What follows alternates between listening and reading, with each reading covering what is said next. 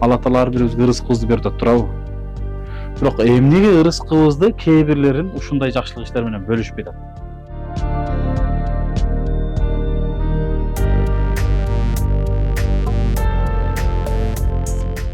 Эмнеге азыркы учурда колдоочулар азайып кетти? Такыр түшүнбөйм. Жокчулук эмес, барчылык Кудайга шүгүр заманында жашап атат го.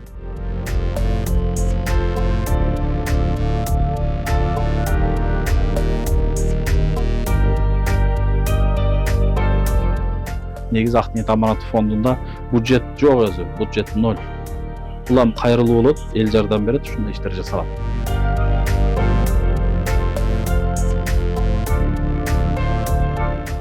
Жакшы билесиздер, эгерде бизнес кылып атсаңыздар, 40тан бери бул зекет катары муктаждарга берилип туруш керек. Ак Ниет Аманат коомдук фондунун 31-бүйү бүтөөр алдында турат. Ушул видеону максимально таратыңыздарчы. Сураныч, мурда бир видеону кеминде бир суткада 20 миң адам көрчү. Эмнеге азыр акыркы учурда көрүүчүлөр азайып кетти?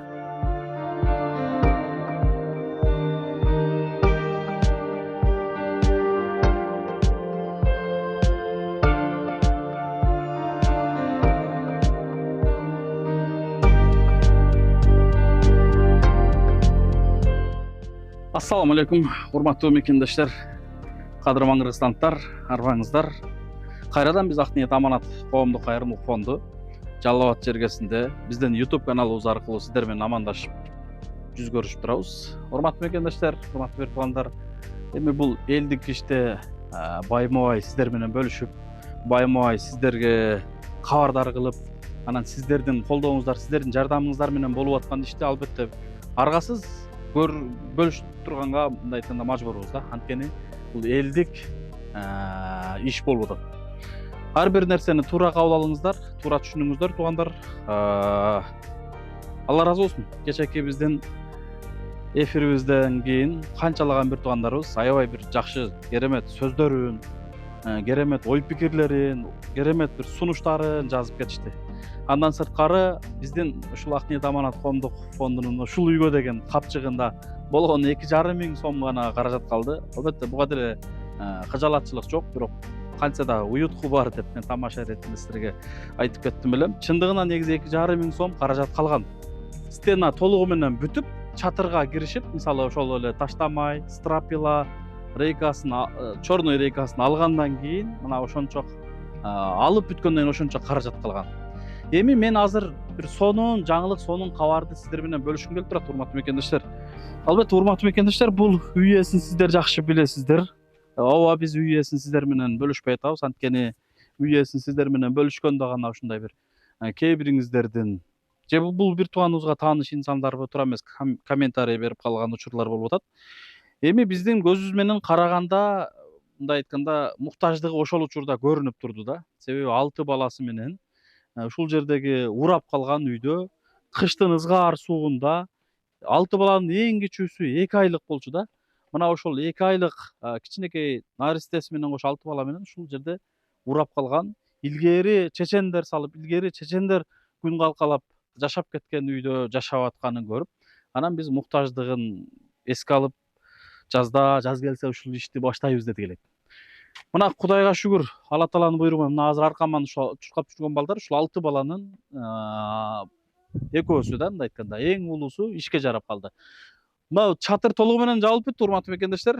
Бизде жакшы кабар, жакшы жаңылык мына ушул нерсе. Чатыр толугу менен мына сонун болуп жабылып бүттү. Болгондо дагы шифр менен жабылды. Мурда шифр менен эле үйлөр жабылган. Бул жакты көргөзүп койсоңуз, мына бардык айланадагы үйлөр, могул айланадагы үйлөрдүн бардыгы шифр мына. Эми могул шифрга мисалы, урматтуу мекендештер, сиздер канча жыл мындай эме бересиздер? Канча жылдык шифр деп ойлойсуздар? Мына ушул шифр караңыздар. Кадимкидей ушул жерде ушул үй бүлөнү жаан чачындан сактап, мындай айтканда кызматын кылып атат. Анан Аллага шүгүр, ушул шифрди акысыз бир агабыз, ажекебиз ушул үйгө толугу менен жетерлик шифрди берип калды да. Мына үйдүн чатырын көргөзүп койсоңуз, бир аз алыстатып. Кыскасы, мына ушул кече ажекебиздин берген шифры менен биздин ушул Ак Ниет Аманат коомдук фондунун Жалал Абад жергесине салып аткан 6 үй балалуу муктаж үй бүлөгө, тагыраагы 31 үйгө толук шифрин берди. Буга чейин дагы ушул үйгө бир топ эле жардам берген. Эми ал ким экенин толук айтпай эле коеюн, аябай суранды. Мына ушул шифр толугу менен жетти. Урматтуу мекендештер, мен кыскача эми сиздерге айтайын. Кече эле күнү биз видео тартып сиздер менен бөлүштүк элек. Мына ошол видео бөлүшкөндөн кийин биз кече күнү 2,5 миң сом гана каражатыбыз калды деп мен сиздерге кайрылгам. Мына ошол 2,5 миң сомго могул шифрды карматканы мыгы, анан шифрды кескен алмазды тиштейт, анан шайба деп коет экен, пөк ошол нерсеси келди. Анан толугу менен биздин каражатыбыз токтоп, бирок кече күнү бизге стропила жетпей калды, 7 штук, рейка жетпей калды, 7 штук. Мына ошол стропила 6 штук экен, 3,900 сом, рейка 1,930 сом. Анан ол жерге бир темир стойка. Анан мына үстүндө көрүп аткан ак тиникени көрүп атасыздарбы? Конек. Мына ушу конек, анан тең ортосундагы угулга, оно колотко тинике лист 8,000 сом болду.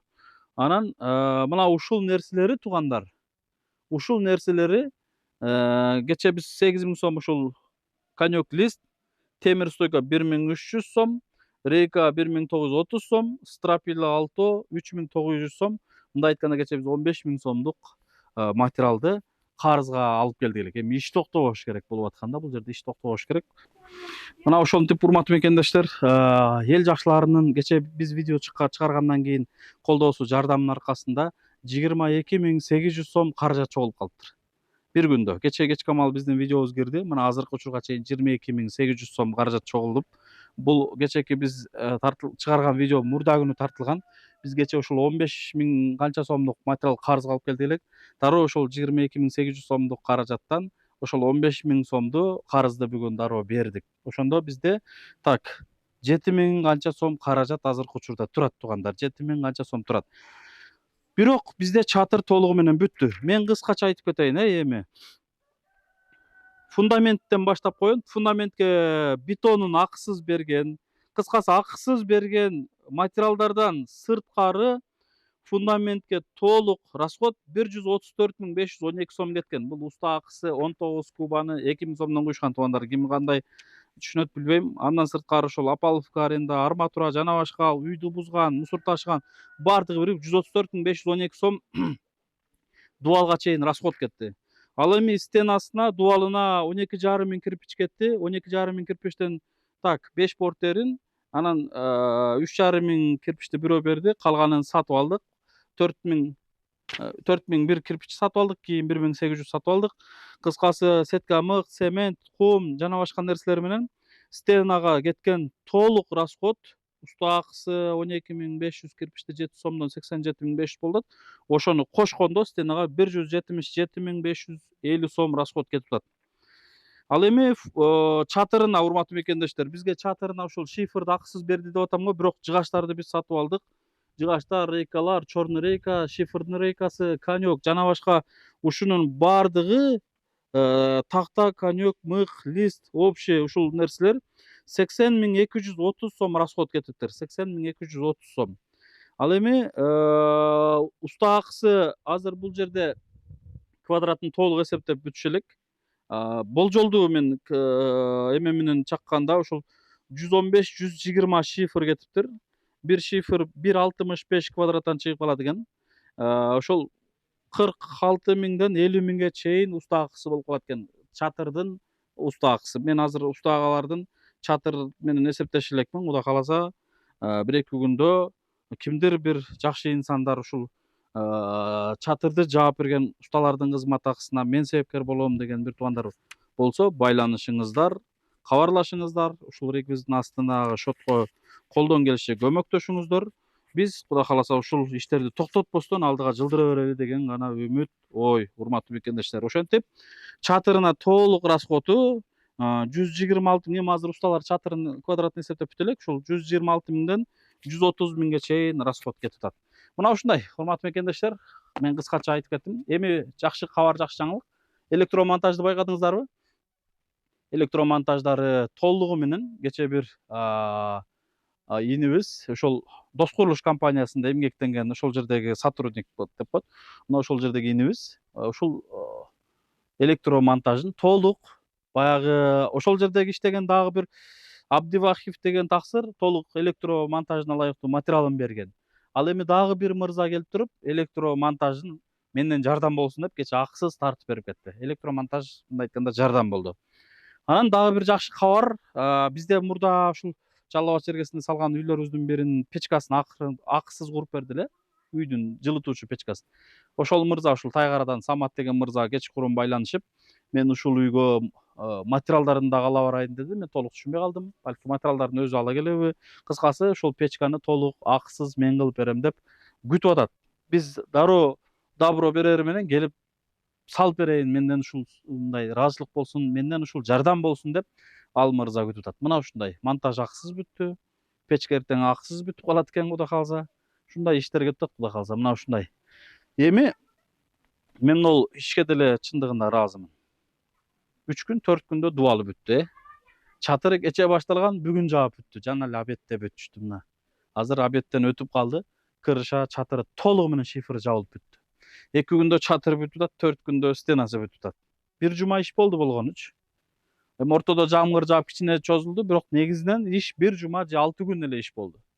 Аябай бир мыкты иштеген ушул агаларыбыз, өзүбүздүн жердештерибиз дегендей баардыгын карап, анан биринин материалынын артынан эле бирин ушул алып келип бериштик болуп атат. Мына жерден эч бошой албай атам, мына жерден эч чыга албай атам. Кээ бир инсандар кайрылып атасыздар, суранып атасыздар, келип көрүп кетчи, кабар алып кетчи деп. Чындыгында Жалал Абадтан чыга албай атам. Иш көп. Bundan башка дагы башка жумуштарыбыз бар. Эми анын баарын айта бериштик болбойт. Кыскасы чыга албай атабыз. Кайрылып аткандардан да мен кечирим сурайм. Туура түшүнүңүздөр. Бара албай атам, чыга албай атам. Жакын күндөрдө иштерибиз кичине жеңилдеп калса ушундай болот. Чатыр бүттү, эми эмне болот алдыда десеңиздер керек. Азыр материалдарын биз ушул таанышыбыз Адик мырзага бүт заявканы бердик. Кум шыбагын баштаган турабыз. 1 тонна 200 килограмм цемент, Ротбанк, маяк жана башка. Кыскасы шыбагы эртең башталат. 2 күн 3 күндөн кийин кайра эфир менен бөлүшөбүз. Шыбагы бүттү деп чыгышыбыз мүмкүн. Кечээ эле стенасы бүттү деп чыктык элек, а бүгүн чатыры бүттү деп чыгып атабыз, караңыздар. 2 күндөн кийин шыбагы бүттү деп чыгабыз. Ошон үчүн шашып калыңыздар. Бул иштер көрдүңүздөрбү, өтө ыкчам тездик менен болуп атат. Каражат токтоп тупикке барып калса дагы бир иш ушунчалык алдыга жылжып атат. Bunun баарын сыры эмнеде? Bunun баарыны ушу Алла Тааланын буйругу менен, Аллах Тааланын каалоосу менен башталган, Аллахка жаккан иш башталган, Алланын жардамы менен ушундай иш болуп атат. Каражатка келип такалбайт эч нерсе. Албетте кээ бир учурда финансовка келип такалат каражатка, бирок Алла Таала кандайдыр бир жолдор менен, кандайдыр бир жакшы инсандарды себепкер кылып бул иш токтобойт экен, жылы берет экен. Мен өзүм күбө болдум. Ошон үчүн коркпойбуз да. Сиздер ойлоп атсаңыздар керек, каражат жоктур, дагы кийинки үйдү кантип баштайын деп атасыңар депчи. Жүрөктөн ниет түз болгон болсо, мындан да чоң көп иштерди жасасак болот туугандар. Ушундай эми мен суранып кетем. Азыр 7000 сомдон ашык каражатыбыз бар. Биз кечээ 15.000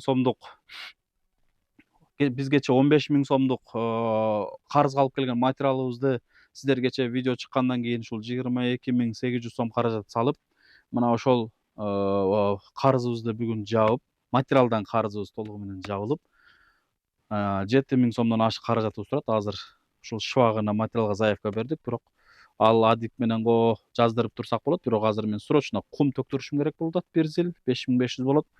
Бир машина топурак төгүшүм керек болуп атат. Бир портер, ал 1,5 болот. Ошо менен как раз 7000 болот экен. Ошол нерсеге жетип калат экен. Анан бирок усталар менен мен ушундай сүйлөштүм элем. Ар бир иш бүткөндө эсептешип турабыз деп мен да убадамды бергем. Уят кылбаңыздар деп суранып кетем. Ишенет элем сиздерге.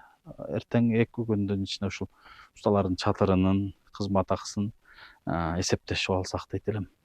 Анткени булар деле чоң улуу эле кишилер, бала чака баккан, үй бүлө баккан ушундай эле кишилер чындыгындачы. Анан ишти сонун жүрөктөн кылып, тегиз, мына дубал тегиз, чатырды караңыздар, керемет кылып ушундай иш кылып берип аткандан кийин биз дагы мындай айтканда убадага туруп аракетти жасаш керек.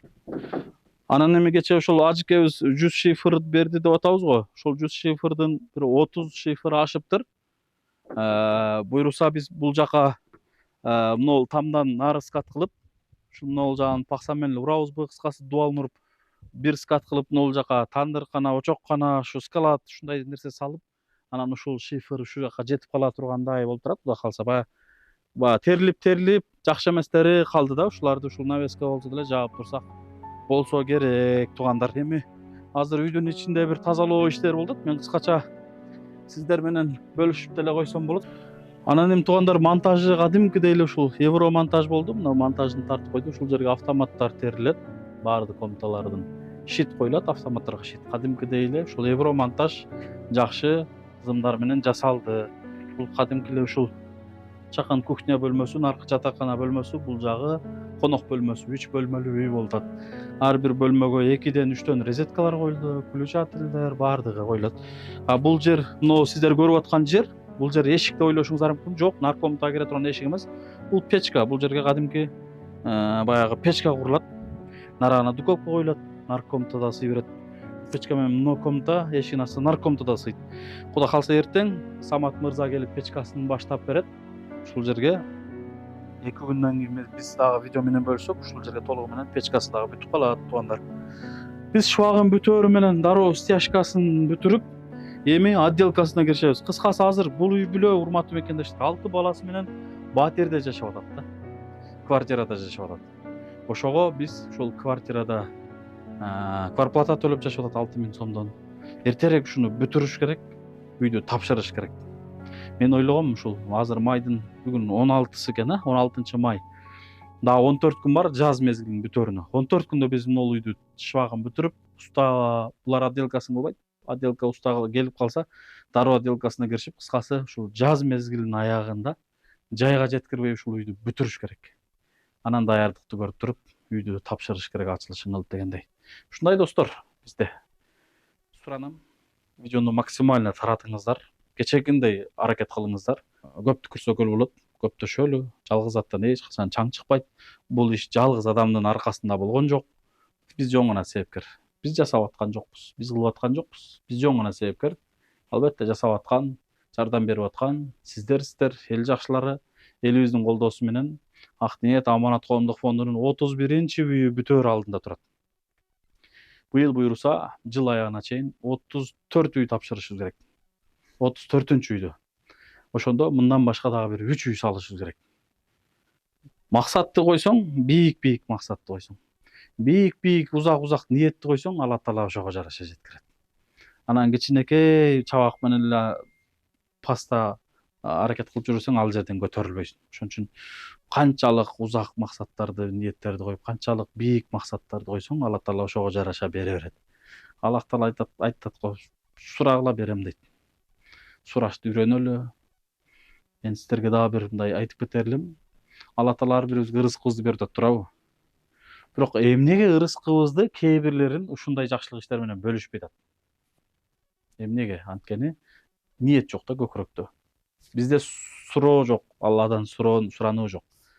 Алла Тааладан биз суранышыбыз керек, Алла Таалам берип аткан ырыскың менен муктаждар менен дагы бөлүшө көр депчи. Жакшы билесиздер, эгерде бизнес кылып атсаңыздар, 40тан бири бул зекет катары муктаждарга берилип туруш керек. Өзүңүздөргө да жукпайт, аны да жакшы билесиздер. Эми азыркы учурда Кудайга шүгүр, кайрымдуу элдер көбөйүп калды. Чекеден жакшылыктар менен жарышып калышты. Кантса да ушул иштер токтобосун, жылыша берсин, жаштарга жакшы үлгү көргөзүп жүрө берели дейт элем. Рахмат барыңыздарга достор. Ушул видеону максимально таратыңыздарчы. Сураныч, мурда бир видеону кеминде бир суткада 20 миң адам көрчү. Эмнеге азыр акыркы учурда көрүүчүлөр азайып кетти? Эмнеге азыркы учурда колдоочулар азайып кетти? Такыр түшүнбөйм. Жокчулук эмес, барчылык, Кудайга шүгүр заманында жашап атабыз го. 2020-21 жылдары биз муктаждар комплексин баштаганбыз. 2 этаж. Ошол жерге не деген жардамдар болгон, не деген жарышуулар болгон, Мына ошондой жарышалчы туугандар. Мына ошондой бир күрөшөлү, жакшылыкта жарышалы, Кудай кылса. Бул кылганыбыздын баардыгы өздөрүнүн акыретте жана бу дүйнөдө көрөбүз иншалла. Рахмат барыңыздарга. Көп сүйлөп, убактыңыздарды алсам, кечирим сурайм. Жакын күндөрдө бул үйлөрдү тапшырабыз. Аракет кылалы. Анан караңгыдан жарык издеп, жылчыктан бир эшик издеп аракетти жасай берсек, бул иштер токтобойт. Кайра көп иштер жасалат иншалла. Ошого аракетти жасайлы. Мен дагы да отчетун берип турам. Мына сиздердин салып аткан аманатыңыздарга Алла разы болсун. Кече бир видеодон 22.800 сом бир күндө, бир суткада эле боло элек, жарым суткада ушунча каражат салып бердиңиздер. Bunun için çındığında rahmatımı bildirim. Atını atalып аталбаган агалар, эжелер, бир туугандардан чоң рахмат. Салып аткан аманатыңыздар дарегине келип түшүп атат. Ошол дарегине келип түшүп аткандыгы үчүн мынандай болгон иштер жасалып атат. Ушунун баардыгы сиздердин жардамыңыздар менен болуп атат иншалла. Негизи Ак Ниет Аманат фондунда бюджет жок өзү, бюджет 0. Улам кайрылуу болот, эл жардам берет, ушундай иштер жасалат. Келечек Алла Кудай калса. Рахмат. Assalamu alaikum.